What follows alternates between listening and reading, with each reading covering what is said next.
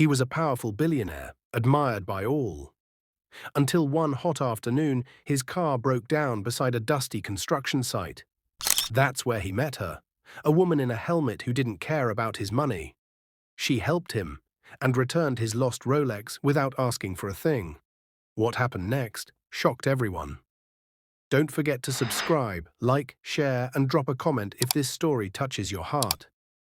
Now, let's begin. The sun was blazing hot that Monday afternoon. Cars sped past the dusty roadside as the air shimmered with heat. David Ease, one of the wealthiest men in the city, stood beside his black SUV, sweating and frustrated. His car had broken down right in front of a noisy construction site. David wasn't used to situations like this. His driver had called in sick that morning, so he'd decided to drive himself. Now, alone and uncomfortable, he pressed his phone over and over again, hoping for a signal. Nothing, not even a single bar. He sighed and popped the bonnet of the car, hoping he could spot something obvious, even though he had no idea what he was looking for. Hot steam hissed out. That's when he heard the voice. "Sir, do you need help?" David turned around sharply. Standing a few steps away was a woman in dusty blue overalls, a yellow helmet on her head, and boots that had seen long hours of work. Her face was sweaty, her sleeves rolled up, but her eyes were calm and focused. "I'm fine," David replied, slightly irritated. She didn't walk away. "Your bonnet is smoking, and you look like the sun is frying you," she said, arms folded. "I can take a look if you want." David blinked, surprised. Most people avoided him or looked at him with admiration. This woman was just blunt. "You're a mechanic?" he asked. "Nope," she replied with a small smile. "But I work on this site, and I know when something's overheating." He hesitated, then stepped aside. "Be my guest." She dropped her tool belt and walked over. With a careful hand, she opened the radiator cap, and more steam hissed out. "Definitely overheated," she said. "You'll need to let it cool for a bit. I can get you cold water while we call someone." David nodded slowly. "Thanks. What's your name?" "Zara Okoye. And you?" He paused for a second. "David." That was it. He didn't add ease, didn't mention who he was. It felt unnecessary. Zara returned minutes later with a bottle of cold water and a short, bearded man in greasy clothes, a mechanic from the neighborhood. As they worked on the car, David sat on a cement block near the site entrance. He took small sips from the bottle, watching Zara as she went back to work, lifting tools, handing materials to her co-workers, shouting instructions. She moved like she belonged there. When she took a short break, she came over to check on him. "You'll be back on the road in no time," she said. "I appreciate it," David replied. "You didn't have to help." Zara shrugged. "You looked stuck. I'm not the type to walk past and pretend I didn't see." They talked for a few more minutes. She told him about her life, how she had to drop out of university after her parents died, and now she worked any job she could to support her younger siblings. Construction wasn't easy, but it paid the bills. David listened quietly. Her voice was strong, but her story was heavy. He couldn't remember the last time someone had spoken to him like this, like a human being, not a wallet. "Don't you ever feel like giving up?" he asked. "All the time," she said with a tired laugh. "But I wake up the next day and show up. That's life." David smiled faintly. He didn't know what it was, but this woman, this stranger in a helmet, had just left a small crack in his guarded world. A few minutes later, the mechanic gave him the signal. The car was running again. "How much do I owe him?" David asked Zara. She shook her head. "He already left. Said you can settle him another day. It's not that deep." David raised his eyebrows, surprised. Zara picked up her tool belt again and dusted off her gloves. "Well, good luck with your day," she said, already walking back toward the building site. He wanted to say more, ask something, offer her something. But all he said was, "Thank you, Zara." She gave a quick nod over her shoulder and kept walking. David stood by his car for a few seconds, just watching her disappear into the mix of bricks, sand, and shouting workers. There was something different about her. He got into his car and started the engine. It worked fine now, but his mind wasn't on the road anymore.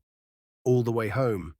Through the noise, through the traffic, through the silence of his luxury house, only one thought stayed with him. Zara Okoye.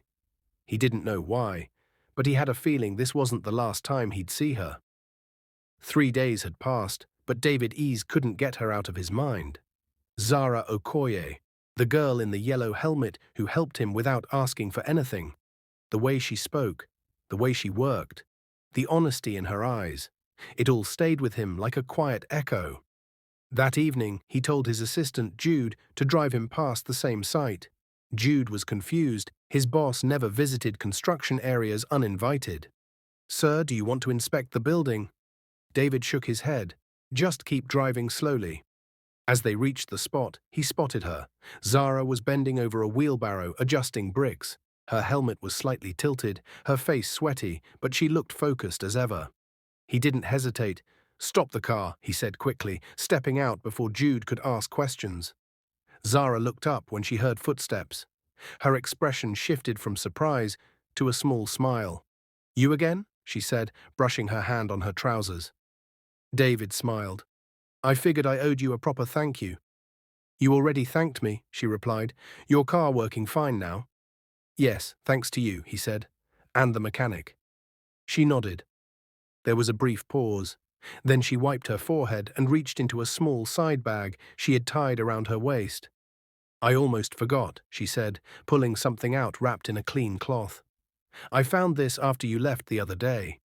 Near the cement pile. She unwrapped it slowly, a gold Rolex watch. David's eyes widened. He stared at the watch, then at her.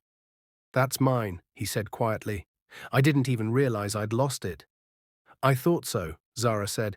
"It looked expensive. I kept it safe in case someone came back looking." David took the watch from her hands, still staring at her. "Do you know how many people would have sold this the moment they saw it?" he asked. She shrugged. "Maybe. But I'm not one of them." Silence fell between them. For a few seconds, David didn't know what to say. He was a billionaire, a man used to people lying, pretending and taking. But this woman, this dusty, sweaty site worker, had found a gold watch worth millions and handed it back like it was nothing. "You're something else," he said, his voice low. She gave a little laugh. "That's the second time you're saying that." He smiled. "Because it's true." Zara's co-workers called her from a distance. She glanced over her shoulder, then back at David. "I should get back," she said. David reached into his pocket. "Can I at least give you something for your honesty?" She stepped back slightly. "No, thank you. I didn't return it to get paid. But please," she cut in gently, "don't spoil the moment." David dropped his hand. "All right, I respect that." He watched her turn and walk back to the site, but before she reached the crowd of workers, she turned around one more time. "Mr. David?" she called out. "Yes." She smiled. "You owe me cold water next time." He grinned. "I'll bring a full cooler." As he got back into the car, Jude looked at him through the rearview mirror. "Sir, was that the same girl from before?" David nodded. Jude chuckled. That one no be regular." Jude chuckled. That one no be regular girl, oh." David looked out the window, still holding the Rolex in his palm. "No," he murmured. "She's not." That night, back at home, he placed the Rolex on his desk, but didn't put it back on his wrist. He just stared at it for a long time, remembering the way Zara said, "Don't spoil the moment." He smiled to himself. And in that quiet moment, he knew this wasn't just a chance meeting. This was the beginning of something bigger. The stew was cold again. David sat at the dining table, staring at the bowl in front of him. Isabel was in the living room, lying on the couch in silk pajamas, scrolling through her phone like nothing mattered. She hadn't cooked, again. The housemaid was off that evening, and Isabel had ordered food from some expensive restaurant. Food David didn't even want.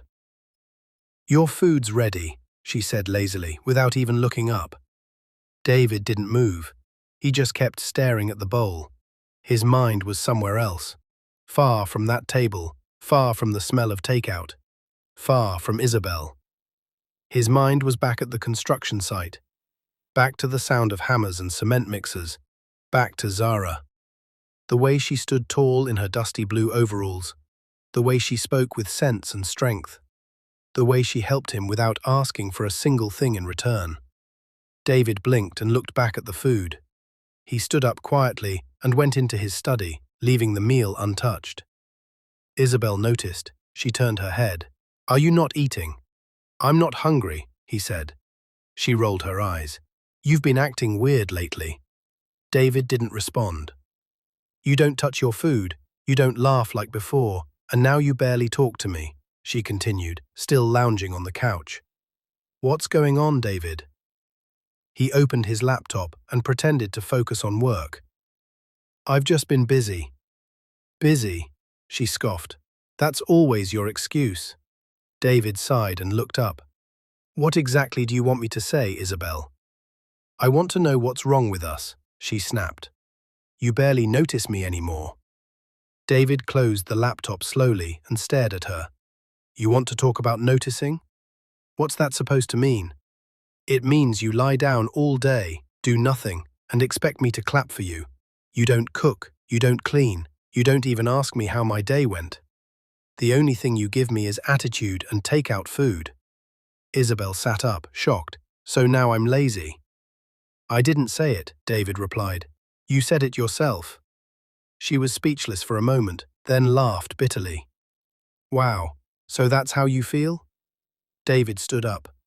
"I've been feeling that way for a long time. I just stopped saying it." He walked past her and went upstairs. Isabel sat there, stunned. She had always believed David would tolerate anything, that his money could solve every problem. But now she felt it. Something had shifted. He wasn't the same anymore. And she wasn't the only one who noticed. Even Jude, David's assistant, had seen the change. One morning, while driving him to a meeting, Jude glanced at him through the rearview mirror. "Sir, you've been quiet these days. Everything okay?" David looked out the window. "Just thinking." Jude smiled. "Thinking about the girl from the site?" David turned to him sharply. "What girl?" "The one who helped you with the car, the one that gave back your Rolex." David didn't answer. Jude chuckled. "Olga, your face donde soft any time her name comes up." David gave a small smile and looked away. He didn't want to admit it, but yes, she was on his mind. Not just because she was honest, not just because she was hardworking, but because she made him feel something he hadn't felt in a long time: peace. She didn't ask for gifts. She didn't care about his money. She didn't demand attention or act like a queen. She was just real. And every time he looked at Isabel, with her silk robes, her long lashes, and her cold meals, the difference became clearer. That night, Isabel waited for David to join her in bed. He never came. She went downstairs and found him asleep on the couch in the guest room, TV still on, phone in his hand. She watched him for a moment. Then she walked back up, slowly and silently, because deep down, she already knew. She was losing him, and she didn't even know who to blame. And Isabel was not the type of woman to lose anything quietly. She had fought her way through social circles, built a name among the city's elite, and carried herself like royalty. She wasn't going to be embarrassed by a man slipping out of her hands, not without knowing why. At first, she tried talking. "Are we okay? David, are you seeing someone else? Is there something you're not telling me?" But David's replies were always the same, short, dry, distant. "I'm fine. It's just work. I'm tired." She didn't believe him, so she stopped asking and started watching. She called her longtime friend Ada, a rich woman known for knowing things about everyone, who was cheating, who was hiding secrets, who had something to lose. "I need to find out where he's going," Isabel said, sitting across from Ada at a quiet lounge. Ada didn't even blink. She reached into her bag and pulled out a business card. "Call Kevin," she said. "He's clean, quiet, fast. You'll get your answers." Isabel took the card, dialed the number, and met Kevin the next day. He was young, polite, and didn't ask too many questions. "I just want to know who he's seeing, where he goes after work, what he's hiding," Isabel told him. "No drama, just pictures, details." That's all. Kevin nodded and took the brown envelope she slid across the table. You'll hear from me soon, he said, and left. From that day, David Easy's life was no longer private. Kevin began tailing him, slowly, carefully. He followed his car from a distance, parked 2 blocks away from wherever David stopped, and used his phone to take clear photos from behind tinted glass. The first few days, there was nothing special. David went to work, meetings, lunch with his driver, normal places, normal people. But on the 4th day, Kevin noticed something different. David didn't head to the office that afternoon. Instead, he asked his driver to take a turn toward the outskirts of the city, near a developing area with half-built houses and construction trucks moving in and out. Kevin followed slowly and parked behind a sand truck, pulling out his phone camera. There it was, a construction site, and in the middle of it, David stepped out of the car. He didn't look angry or bored, he looked peaceful. Then Kevin saw her, a slim woman in blue overalls, brown boots, yellow helmet. She was carrying a metal toolbox and smiling. Not just any smile, a relaxed, soft smile, like she was used to being around him. David walked over to her. She smiled wider. They talked. Kevin couldn't hear anything, but the body language said enough. They weren't strangers. David reached into a small black bag he brought with him.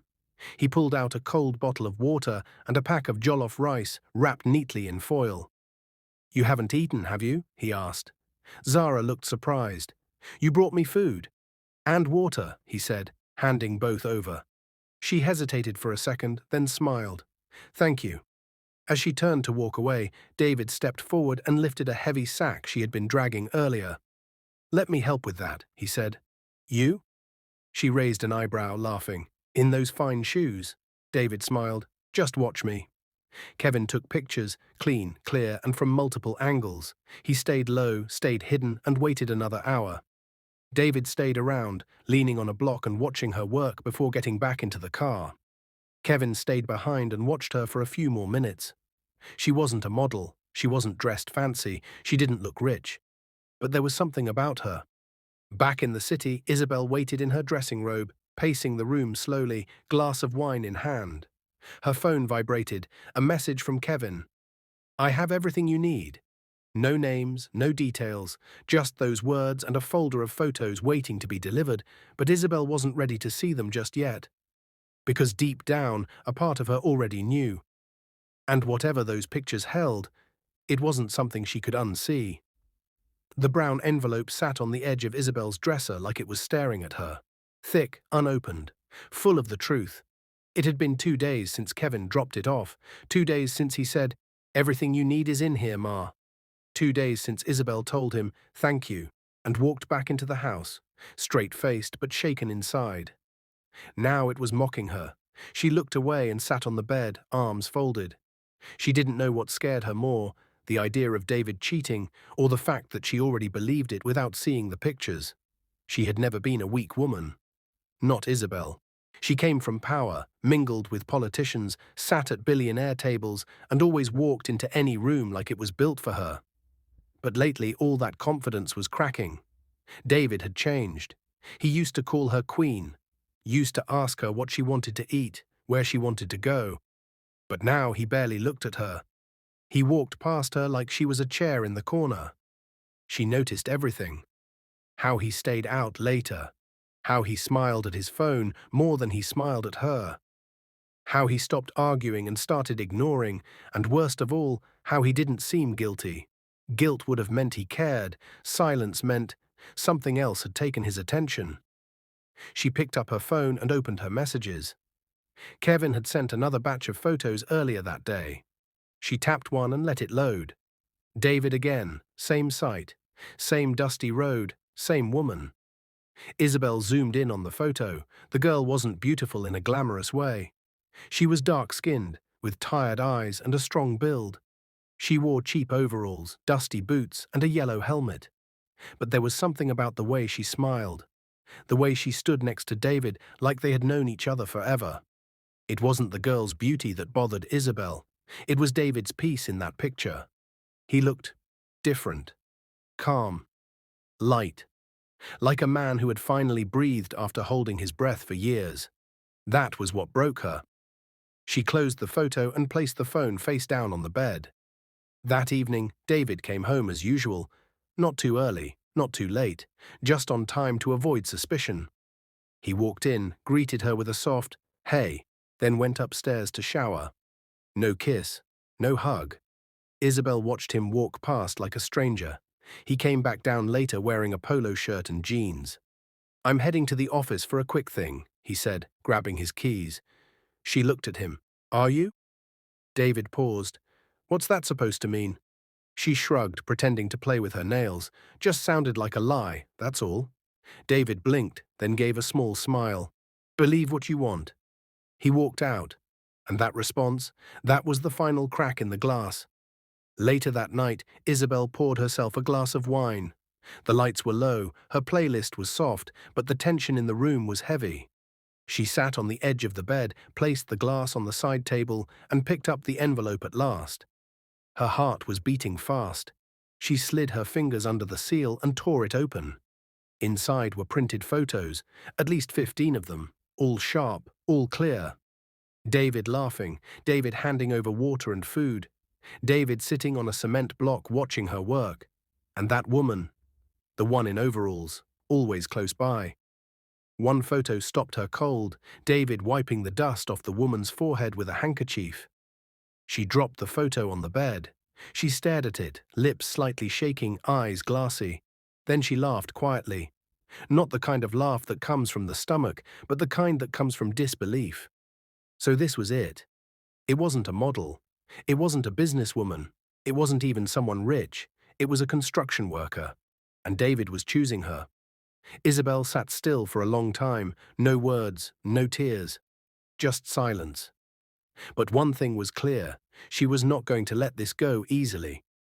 Chapter 6. The Confrontation. The air in the living room was sharp, no TV, no music, no dinner on the table, just Isabel. Sitting in silence, legs crossed, red nails tapping the armrest, and a stack of printed photos on the glass center table, waiting for David to walk in. The moment she heard the key turn in the door, her heart started pounding. Not from fear, but from fury. David walked in, loosened his tie, and looked around. "Isabel, you okay?" She didn't answer. He dropped his keys and walked toward her, but stopped short when he saw the pictures. She picked them up and walked over, dropping them on his chest. "Explain that," she said quietly, her voice cold. David looked down at the images. Zara carrying tools, Zara receiving water, Zara laughing beside him. Photo after photo. He said nothing, just looked at them, then at her. "So that's what this is," he said. Isabel's voice shook. "You're sleeping with a construction worker now." David sat down slowly. I'm not sleeping with her, but I care about her." "You care?" Isabel laughed, arms folded. "So that's what we are now? You walk around feeding sight girls and calling it caring." David looked up at her, calm as ever. "You haven't cared about anything in this house in months, Isabel. Not me, not us, not even yourself." Isabel's eyes burned. "You think she's better than me?" "No," he said. "I think she's real." That cut deep. She took a step back, breathing hard. "I knew you were drifting," she said, voice breaking slightly. "I just didn't think you'd be stupid enough to throw everything away." David stood. "What exactly am I throwing away, Isabel? The cold food." David stood. "What exactly am I throwing away, Isabel? The cold food, the silence, the fake kisses. You don't even like me anymore. You just don't want to lose." Isabel was stunned. David picked up his jacket. "Where are you going?" she asked. He looked her in the eye. "To get dinner." And he walked out. That night, Zara sat quietly at an outdoor restaurant under a soft light. Her hair was wrapped in a simple scarf. Her clothes were plain, but to David she looked like peace. When he arrived, he apologized for being late and pulled out her chair like a gentleman. Zara smiled faintly. "Rough day," David exhaled. "You have no idea." They ordered, and for a while there was silence between them, the kind that felt safe. Then Zara spoke. "David, what's really going on?" He looked up at her, tired but honest. I have someone, he said. Or I had someone. Zara nodded slowly. We were never married. No ring. Just a long, broken relationship. We stayed together out of habit, not love. Zara looked at him carefully. And now I want something that feels real, he said. And being around you feels like I can finally breathe. She didn't respond immediately. She looked down at her glass, then back at him. Are you sure this isn't just you running away from something? She asked gently. David smiled. Maybe. But even if I am, I ran into something better. Zara looked at him for a long moment, searching his face for lies. She found none. I'm not rich, she said softly. I carry cement, David. I know, he replied, and I still see you. A waiter brought their food, and as they ate under the soft lights, David felt something he hadn't felt in a long time. Not victory, not excitement. Peace. Back at home, Isabel stared at the front door, but it never opened. And for the first time in her life, she realized she might have already lost. David came home around 10 p.m. The lights in the living room were still on. Isabel was sitting on the couch, dressed in a silk robe, looking like she hadn't moved for hours. Her eyes were red, not from crying, but from holding it all in. As soon as she heard the door open, she stood up quickly. David, she said softly, her voice shaking. He walked in calmly, dropped his car key on the console, and started removing his wristwatch. I know I messed up, she said, but can we please talk? David looked at her for a brief moment. Not tonight. She took a step closer. Please, just hear me out. I still want this. I still want us. He didn't shout. He didn't get angry. He just said, I don't. Isabel's chest tightened. David, I'm tired, he said. I'm tired of pretending. Tired of acting like everything's okay. She swallowed hard. So what now? You throw me away for a girl carrying blocks? David didn't answer. He walked past her, climbed the stairs, and disappeared into the bedroom. Isabel stood in the living room for a long time. The silence was louder than any insult he could have thrown. The next morning, Isabel was no longer sad. She was angry.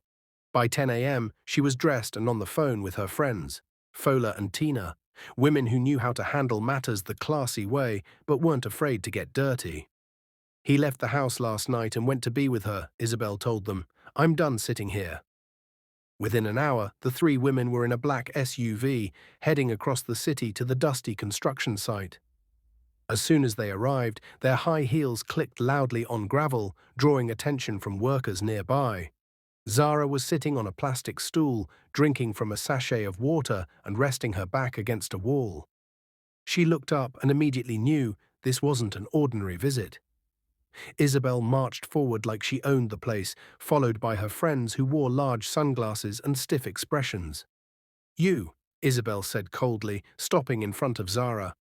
Zara stood slowly, confused but not afraid.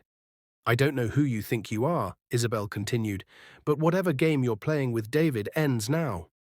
Zara blinked. I'm sorry. Who are you? One of the friends, Tina, stepped forward. You don't need to know who she is, just know you're sleeping with someone's man. Zara frowned. I'm not sleeping with anyone. Fola scoffed. So what? He just buys you food for fun. Isabel took another step closer. Listen to me, little girl. I don't care what lies David told you, but I've been with that man for years. You're not going to come from a block site and take what doesn't belong to you. Zara crossed her arms. I didn't take anything. He came to me. That reply stung. Isabel's lips tightened. Let me warn you now, stay away from David. If I see you near him again, I'll make sure you regret it. Zara stood her ground. Is that a threat? No, Isabel said with a smile. It's a promise. Fola added, we know people in high places. You won't just lose your job. You'll disappear, and nobody will ask questions. Other site workers were now watching from a distance, whispering. Zara felt her heart pounding, but kept her voice steady. I'm not scared of you, she said. If David wants to talk to me, that's his choice, not yours. Isabel's hand twitched like she wanted to slap her. But she didn't. She just stared, burning with rage. We'll see, she said quietly. Then she turned around and walked off. heels stabbing the ground with every step.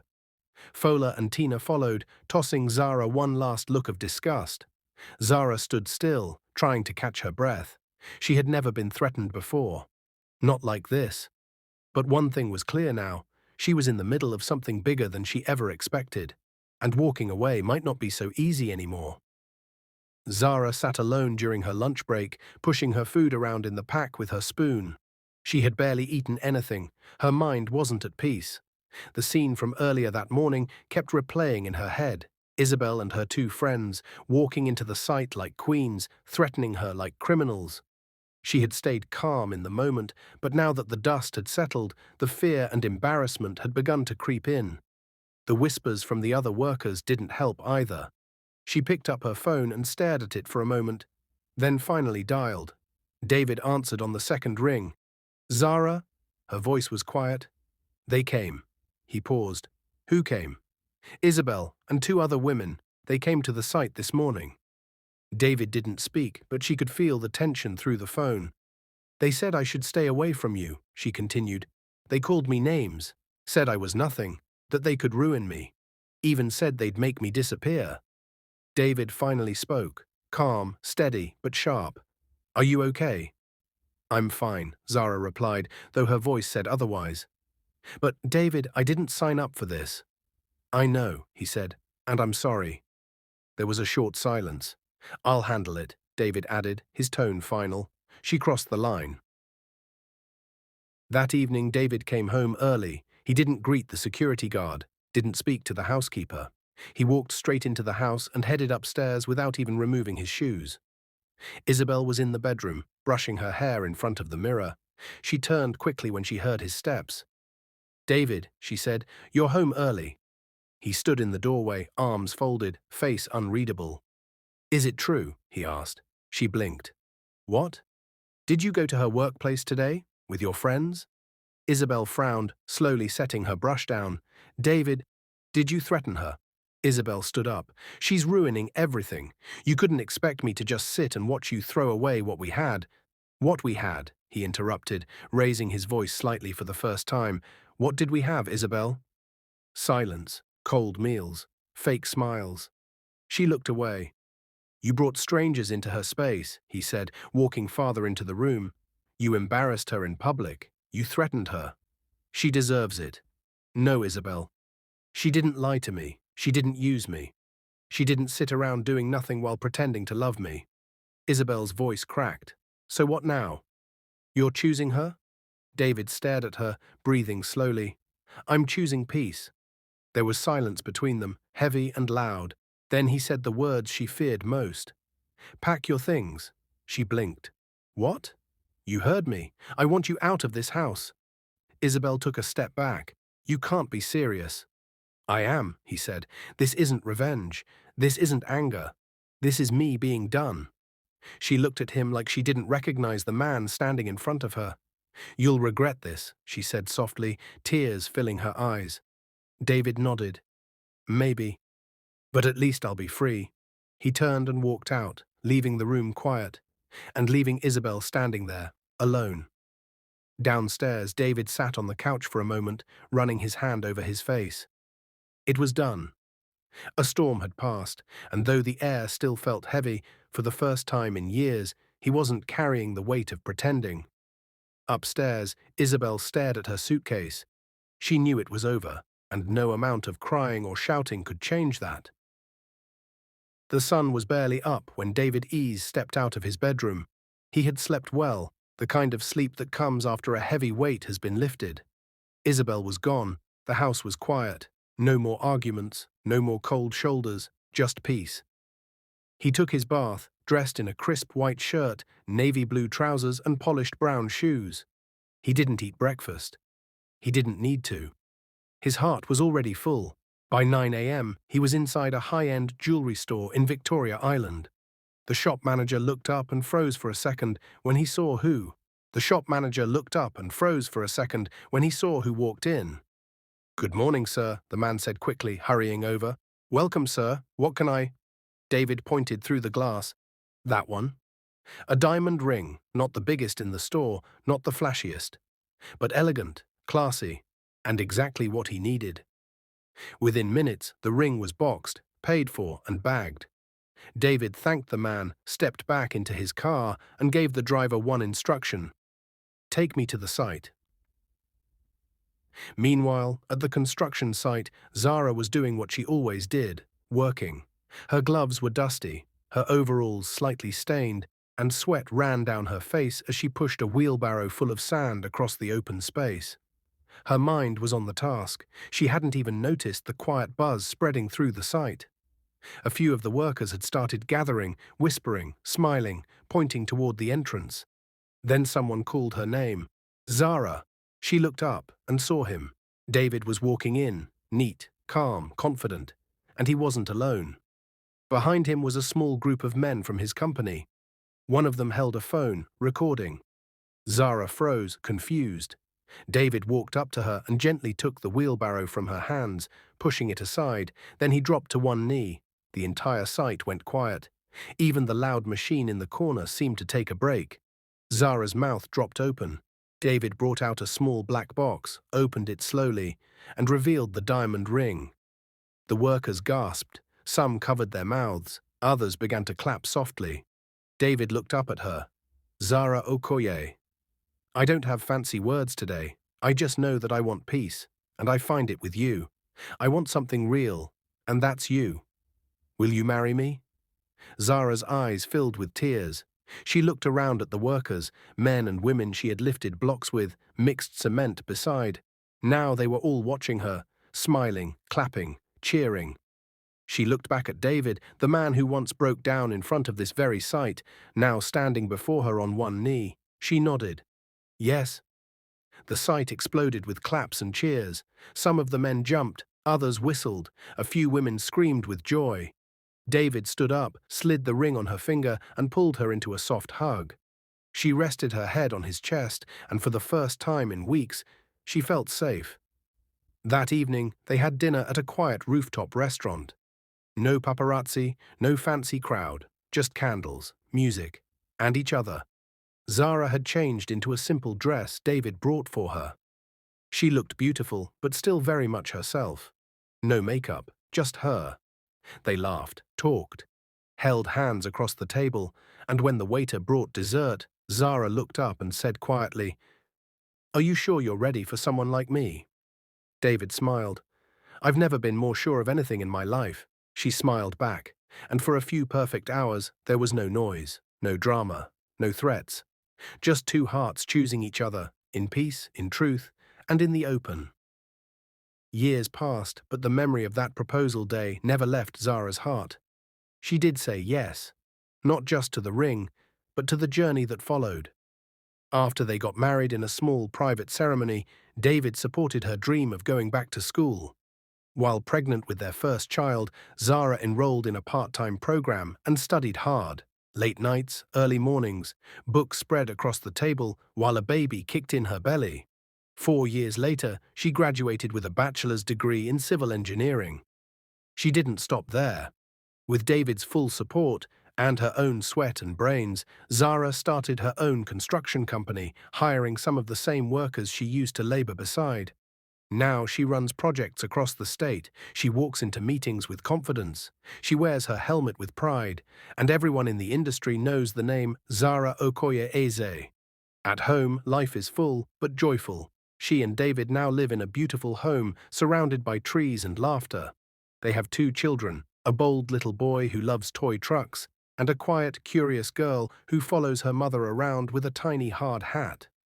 Some nights, when the kids are asleep and the house is quiet, David holds her hand and says, "I didn't just find love.